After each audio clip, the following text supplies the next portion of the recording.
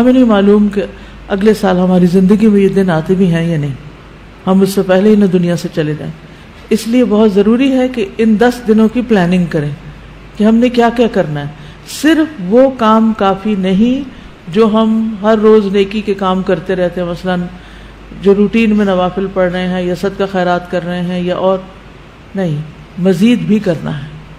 صحابہ ان دنوں میں انتھک محنت کیا کرتے تھے. سعید بن جبیر ذی الحجہ کے 10 دن داخل ہونے کے بعد عبادت میں بہت زیادہ کوشش کرتے تھے، حتیٰ کہ وہ اتنی محنت کرتے کہ لگتا کہ وہ اس کی قدرت نہیں رکھتے، یعنی اپنے آپ کو اتنا تھکا دیتے کہ لگتا کہ بس اب اس سے زیادہ کچھ کر نہیں سکتے، آخری درجے تک. اب نیک اعمال میں سے افضل عمل جو ان دنوں کے لیے پسندیدہ ہے وہ اللہ کا ذکر ہے.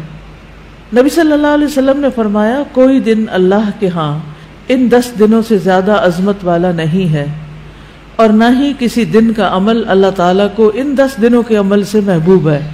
یعنی نہ دن ان دنوں سے افضل ہے اور کوئی اور عمل اس سے افضل نہیں. بس تم ان 10 دنوں میں کثرت سے لا الہ الا اللہ، اللہ اکبر اور الحمدللہ پڑھو، یعنی تحلیل، تکبیر اور تحمید. اب اس کے لیے یہ جو کلمہ نا سبحان اللہ والحمدللہ ولا الہ الا اللہ واللہ اکبر، یہ ان تینوں کلمات کا مجموعہ ہے اور اس میں سبحان اللہ کا اضافہ بھی ہے. اسی طرح اللہ اکبر لا الہ الا اللہ واللہ اکبر وللہ الحمد. ٹھیک ہے، اس میں بھی تینوں چیزیں آ جاتی، الحمد بھی آ جاتی ہے، اللہ کی حمد بھی آ جاتی ہے، اور لا الہ الا اللہ اور اللہ اکبر بھی آ جاتا ہے. صحابہ کرام جو تھے ان میں سے ابن عمر اور ابو ہریرہ رضی اللہ عنہما ان 10 دنوں میں بازار کی طرف نکل جاتے اور دونوں تکبیرات پڑھتے، یعنی مل کے بھی پڑھتے. لوگ ان کی تکبیر سن کر تکبیر کہتے، یعنی یہ پڑھتے تو جو سنتا تو وہ بھی کہنا شروع کر دیتا. تو لوگ ان کی تکبیر سنتے کا کیا مطلب ہے کہ یہ تکبیرات اونچی آواز سے پڑھ رہے ہوتے تھے. آپ دیکھیں گھروں میں اکثر لوگ گنگناتے رہتے ہیں یا کچھ، تو گھروں میں بھی تکبیرات اونچی آواز سے پڑھیے، چلتے پھرتے اونچی آواز سے پڑھیے تاکہ دوسروں کو یاد آ جائے. اونچی آواز سے پڑھنے کا مقصد اصل میں کیا ہے؟ یاد دہانی، کہ دوسرے لوگ بھی پڑھنا شروع کر دیں. پھر اسی طرح محمد بن علی جو تھے، ان صحیح بخاری میں آتا ہے کہ وہ نفل نمازوں کے بعد بھی تکبیر کہتے تھے. یعنی نفل نماز پڑھ کے، جیسے تہجد کے پڑھے یا چاشت اشراق کے پڑھے یا پھر اس کے علاوہ، تو وہ نفل پڑھ کے بھی تکبیر پڑھتے تھے. اسی طرح عورتیں بھی تکبیرات پڑھتی تھی. ابن عمر منا کے ان دنوں میں نمازوں کے بعد بستر پر، راستے میں اور دن کے تمام ہی حصوں میں تکبیر کہتے، یعنی ہر موقع پہ کہتے. انہوں نے صرف نفل کے لیے خاص نہیں کیا تھا، یہ صرف بازار کے لیے نہیں بلکہ بستر پہ بھی کہتے اور راستے میں بھی اور خیمے میں بھی اور ہر جگہ. اور ان میں سے کوئی بھی آپ الفاظ پڑھ سکتے ہیں، اللہ اکبر لا الہ الا اللہ واللہ اکبر وللہ الحمد، اور اللہ اکبر وللہ الحمد، اللہ اکبر. اسی طرح اللہ اکبر کبیرہ، اللہ اکبر و اجل، اللہ اکبر وللہ الحمد. پھر اللہ اکبر کبیرہ، تو اللہ اکبر کبیرہ والحمد للہ کثیرہ وسبحان اللہ بکرۃ واصیلا بھی آپ پڑھ سکتے ہیں. ٹھیک ہے، آخر میں اللہم اغفر لی بھی کہہ سکتے ہیں. دوسرا اہم کام جو ان دنوں میں کرنے کا ہے وہ 9 ذی الحجہ کا روزہ ہے. اس روزے کی خاص فضیلت ہے جس سے انسان کے گناہ معاف ہوتے ہیں، اور یہ دن 1 سال گزرے ہوئے اور 1 سال آنے والے گناہوں کا کفارہ بنتا ہے. لیکن اس کے علاوہ بھی آپ باقی دنوں میں روزے رکھ سکتے ہیں. خاص طور پر جن کے رمضان کے روزے رہتے ہوں وہ ان دنوں میں قضا کر لیں. جو شوال میں نہیں کر سکے، ذوالقعدہ میں نہیں کر سکے، اب ذوالحجہ میں کر لیں. اجر کا اجر ہے اور اپنے فرض کی ادائیگی بھی ہو جائے گی. شوال کے روزے تو الگ الگ رکھنے پڑتے ہیں، لیکن یہ آپ ملا کے بھی رکھ سکتے ہیں، کیونکہ ان پہلے 8 دنوں کے روزے کو مخصوص نہیں ہے، یہ ہم نفلی روزے ثواب کی خاطر رکھتے ہیں.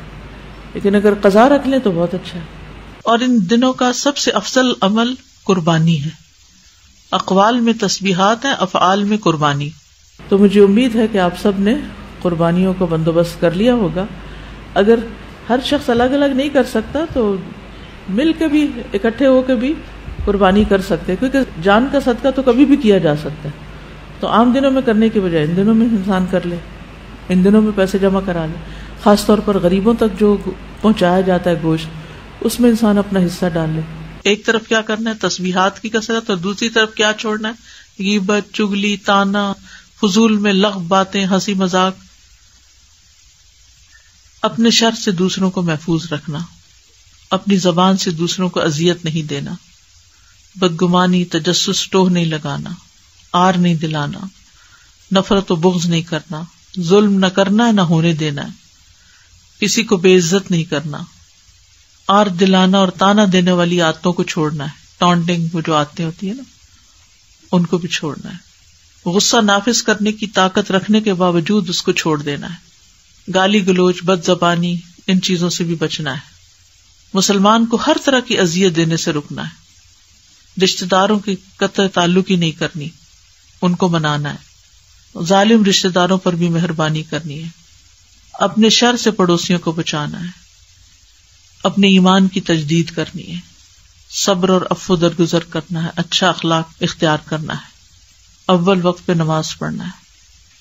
قیام لمبا کرنا ہے. ہو سکے تو تہجد پڑھنا ہے. روزہ رکھنا ہے. حج کے لیے تو چلے گئے ہیں لوگ، ہو سکے تو حج کرنا ہے. مالی صدقات میں اپنے اہل و عیال کی ضروریات پوری کرنا. ناراض رشتہ دار کو تحفہ دینا. اپنے بہن بھائیوں کی یا اپنے دوستوں کی ضروریات پوری کرنا. پانی پلانا. ایسا صدقہ جو خود کو محتاج نہ کرے کسی کا. ناراض لوگوں کو آپس میں صلح کرانا. کسی کو خوش کرنا، کسی کی پریشانی دور کرنا. پھر اپنے نفس اور خواہش سے جہاد کرنا. لوگوں کو اپنی برائی سے محفوظ رکھنا.